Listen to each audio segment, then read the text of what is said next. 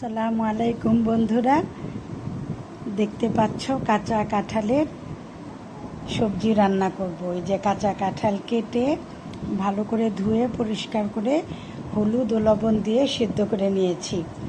এখন সিদ্ধ করে এরকম স্লাইস স্লাইস করে টুকরো করে নিয়েছি।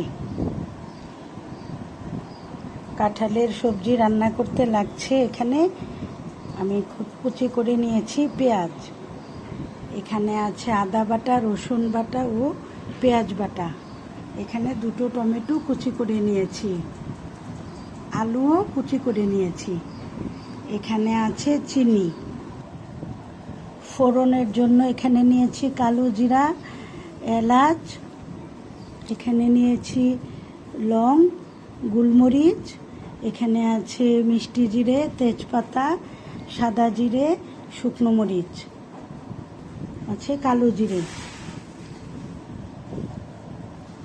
এখানে আছে মরিচ, হলুদ, ধনে, জিরে গুঁড়ো আর একটা স্পেশাল আমার শাহি গরম মশলা আছে, পরিমাণ মতো লবণ,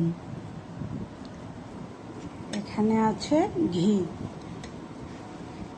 তো সবগুলো উপকরণ দেখে নিলে বন্ধুরা, এখন আমরা ভাজতে চলে যাব। প্রথমে এঁচড়গুলোকে ভেজে নেব, তারপরে আলুগুলোকে ভেজে নেব, তারপরে পুরো রান্নাটা প্রসেস করব। তোমরা দেখতে থাকো।